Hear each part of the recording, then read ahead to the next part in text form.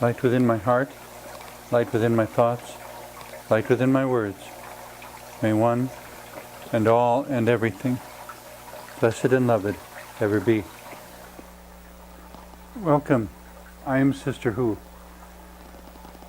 I guess I'm a bit of a minority in that I'm told anyway that there's more and more people who are simply listen to books online rather than actually read them, and a lot of people who don't bother with books at all. But I do a lot of reading, always have, I guess,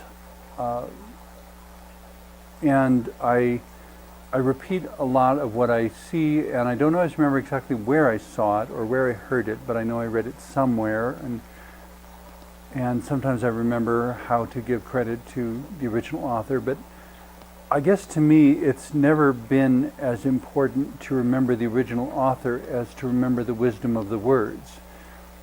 That even for myself, it doesn't matter that I said it or that somebody else said it. What matters is whether the words contain wisdom, whether the statement the words are making is a reliable and sound statement, whether it is expressed in an eloquent, poetic, refined sort of fashion, or whether it is very crudely stated.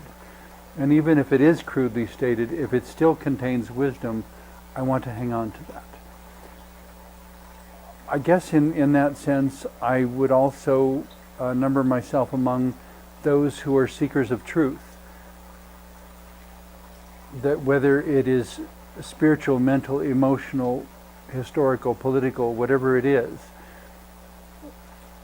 truth is worth pursuing, and truth is what needs to be pursued, and truth is what understanding and subsequent actions need to be based upon.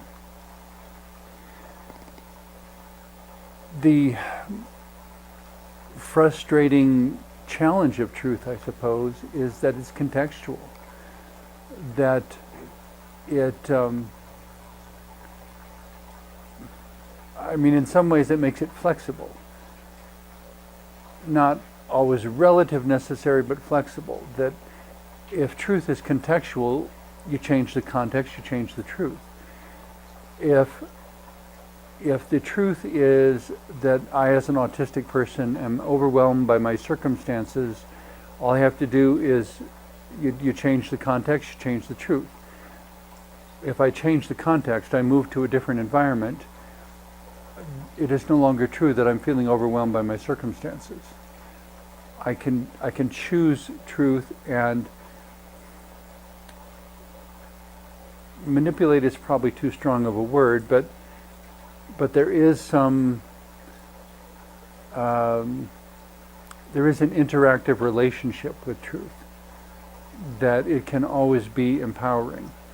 And if there's a circumstance in which it is not empowering, if I can change the circumstance, I can re-embrace a more empowering truth.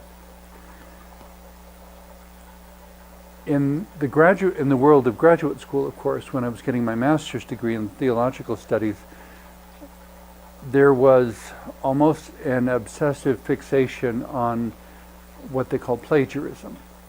And in one sense I understand, because it is basically saying that as you get advanced academic degrees, you shouldn't cheat your way through the system by essentially appropriating someone else's work and signing your name to it. But the corollary to that I found rather frustrating is this supposition, or this expectation, I guess, that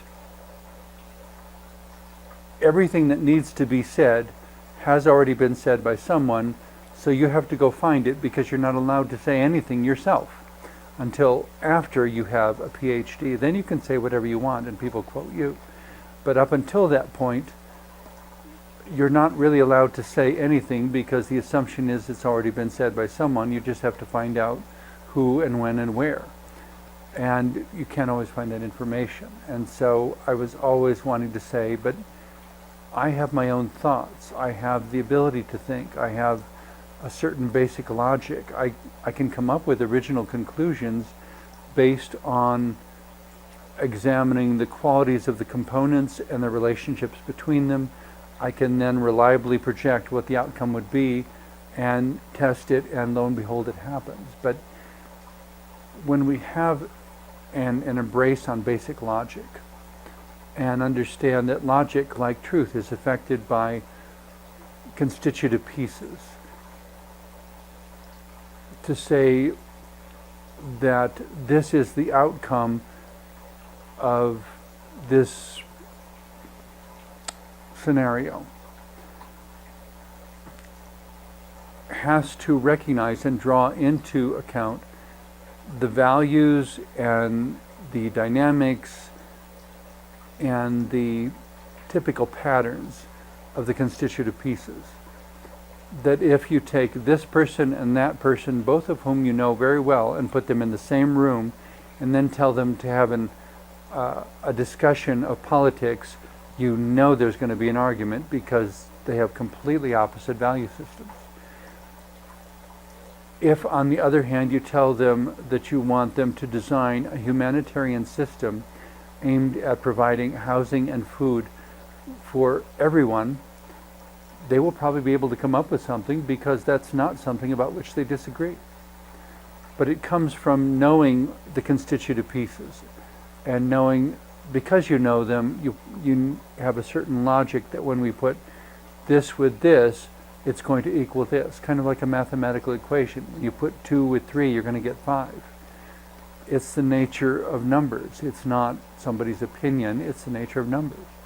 In a similar sort of way, when we get to know the words, when we get to know the principles, we can reliably project what the combination of those two in a particular situation, what result it would produce.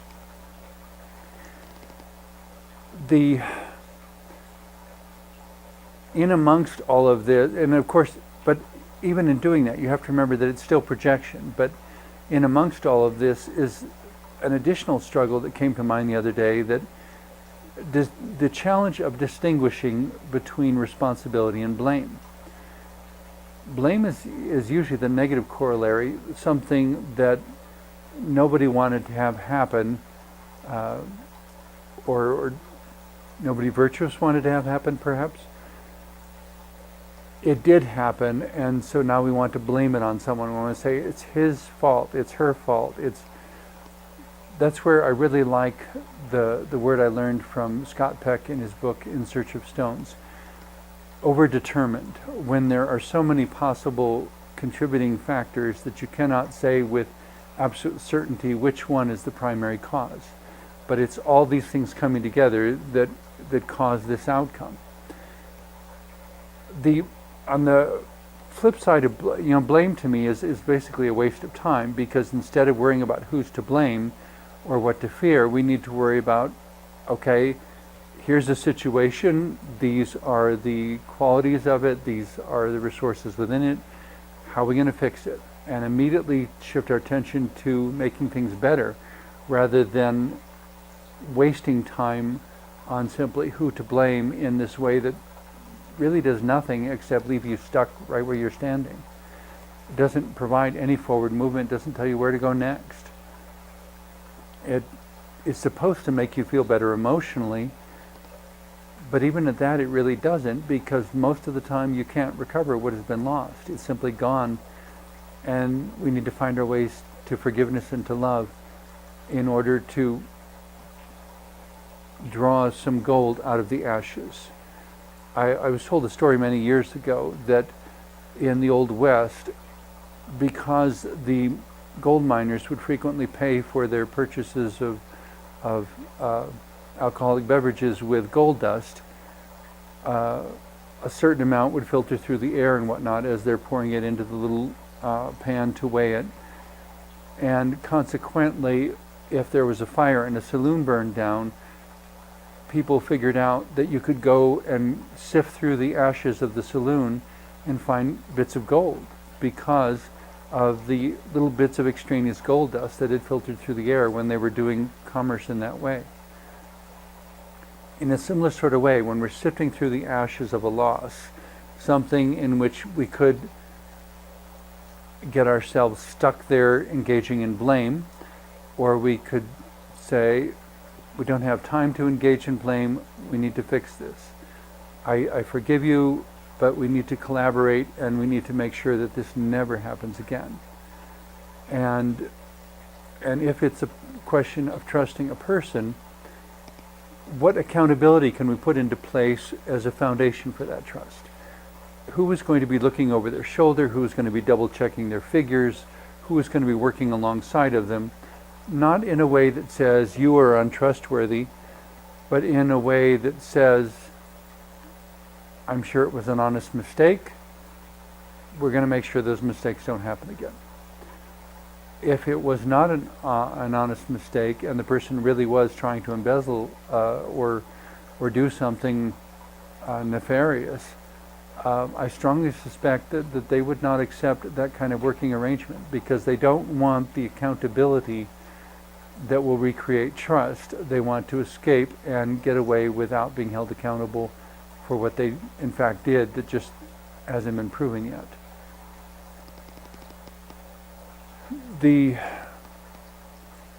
So for me at least, the corollary of accountability, the corollary of trust is accountability. Without accountability, it's questionable whether you should trust someone. When you have accountability, it makes sense to trust someone rather than micromanage them and drive them crazy with too much looking over their shoulder.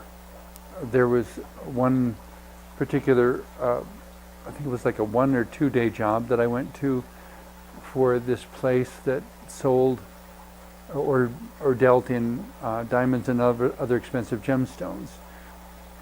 I really couldn't care less about them, and being an autistic person, it wouldn't have occurred to me to lie to them about it. And they had me working at a desk under a video camera with somebody else working 6 feet away, and with all that kind of scrutiny, it became a really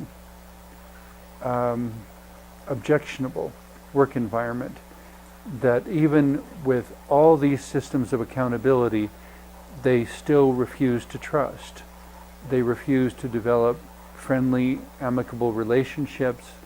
It was a very isolating, cold kind of work environment that did not make me feel good about what I was doing, but I am too ethical of a person to have ever considered getting retribution by stealing anything. It wasn't mine. I didn't really even like it. It was just, I mean, to me, there's not much difference between a diamond and a small piece of broken glass. I really have no use for them. I don't know what that was, but it felt like something was crawling across my face.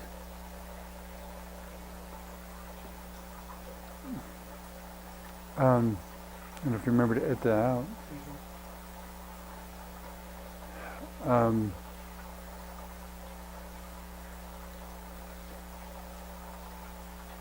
So I ultimately, it became a very distressing work environment for me.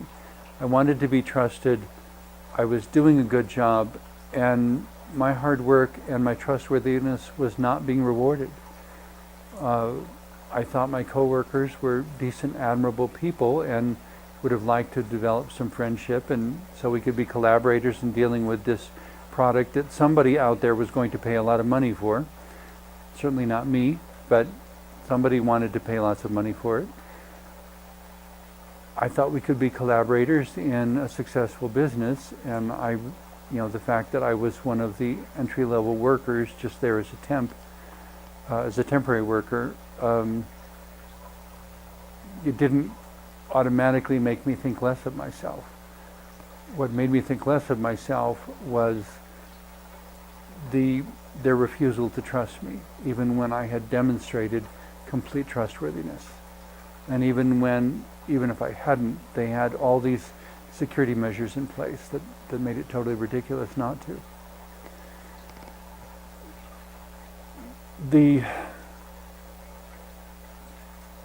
They would have liked to have said, I think, that it's not about my identity, it's about the integrity of the work. But even if that were the case, the work was checked and rechecked by multiple people and everything was tracked. So they would have been able to know exactly who touched it last and whether the count was the same before or after that person touched it.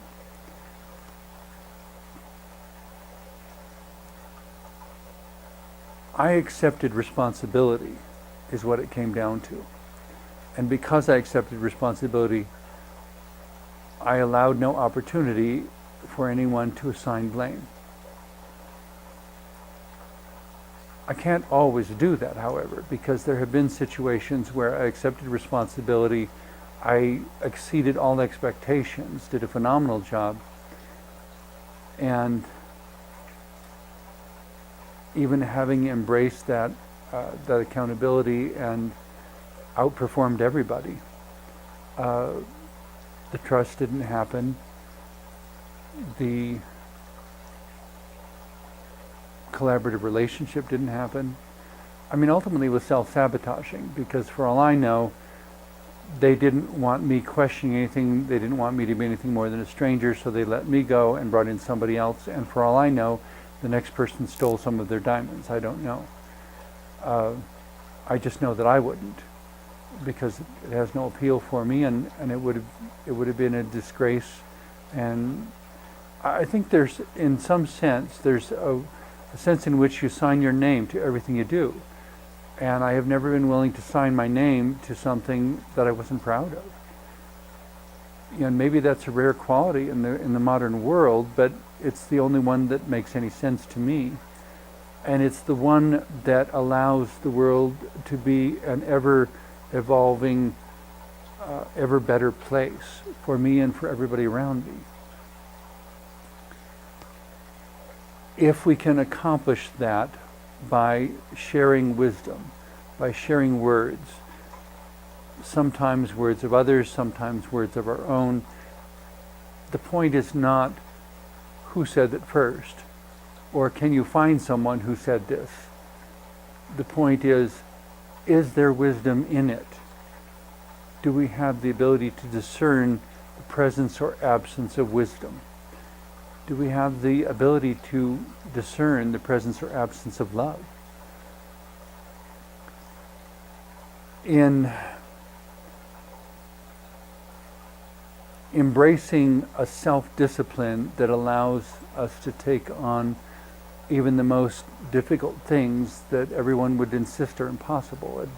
I don't remember the exact phrasing, but it was something to the effect that those who insist that something is impossible should not interfere with those who are in the process of doing it.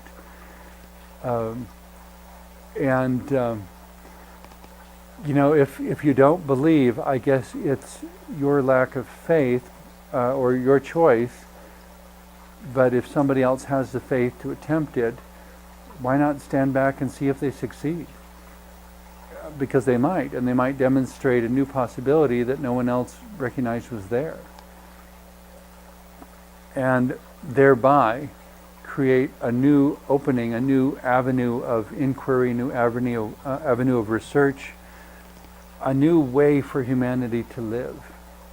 I mean, at one point in time, there was no such thing as a zipper on clothing.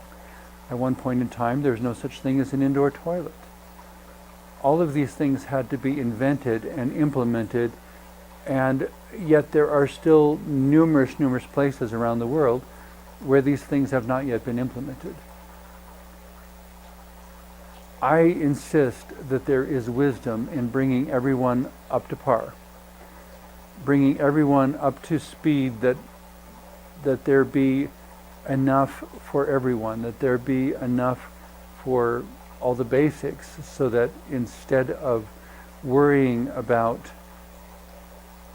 survival, we can get on to the higher orders of things. I was told that Carl Sagan wrote in one of his books that if humanity had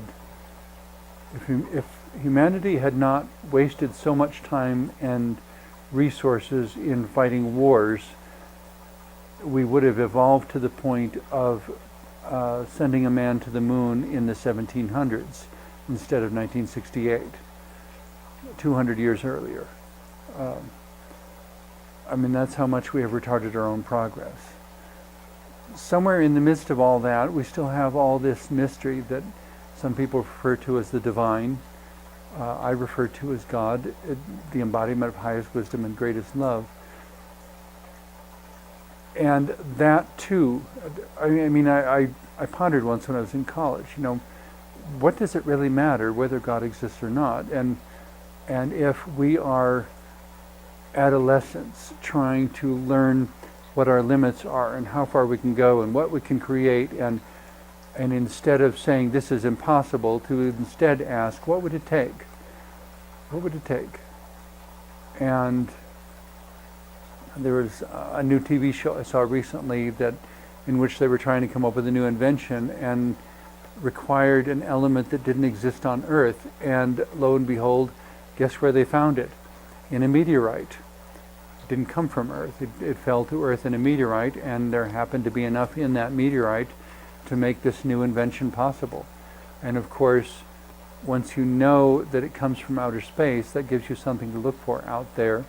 But it also provides a boost to what is possible. And it's no longer impossible, but it has suddenly become possible, but in the last place anyone thought to look. In a similar way, I guess, the last place most of us think to look is within our own hearts and minds. When something breaks, we want to call up a repairman. We want to find somebody who knows. We want to go to YouTube and find a video on the subject. And it may be that through quiet contemplation and listening to our own hearts, our own intuition will begin to suggest things, and we don't know where it comes from or why, but suddenly we have an answer we didn't have before. Having a positive relationship with that which we do not know is what allows all of that to enter our world. For a long time, among the things not known was the content of autistic people's thoughts and minds. Now that we have computers, lo and behold, there are lots of nonverbal autistic people who are finding ways to communicate with the world around them, who have these incredibly intelligent minds. And it's causing us to rewrite the definitions of cerebral activity and the definitions of consciousness. That consciousness can exist in a mind that does not have the ability to communicate. And that wisdom and intelligence can exist in places with which we cannot communicate. We can't go on assuming that there's nothing there. We can't go on telling ourselves that it doesn't matter just because it's unknown. In rediscovering each other, in truly listening to each other, in not blaming each other, but in finding ways that we can be complementary, in ways that we can be symbiotic, we may find, I believe, a spiritual, mental, physical, social wholeness that would be inconceivable to previous generations. Absolutely inconceivable. But along the way, I encourage you to expect that it may include dealing with people at least as anomalous as me. That the appearance may be totally strange. It may be a combination of things you never thought to saw in combination. It may be a transgender person. It may be a lesbian, a gay man, a straight man. It may be a hermaphrodite. As I said from the beginning all the way through to the present moment, a person is a person is a person is a person, after all. Thank you, Dr. Seuss. And I guess the only thing I can add to that, I don't want to meddle. I don't want to tell somebody what they have to believe. I don't want to force anything into a form that may not be best for it. If the words have wisdom, That's what you hold on to. If the words don't make any sense to you, let them go. They're probably for somebody else. May one and all and everything blessed and loved ever be. Thank you for watching. I hope I've given you lots of good things to think about.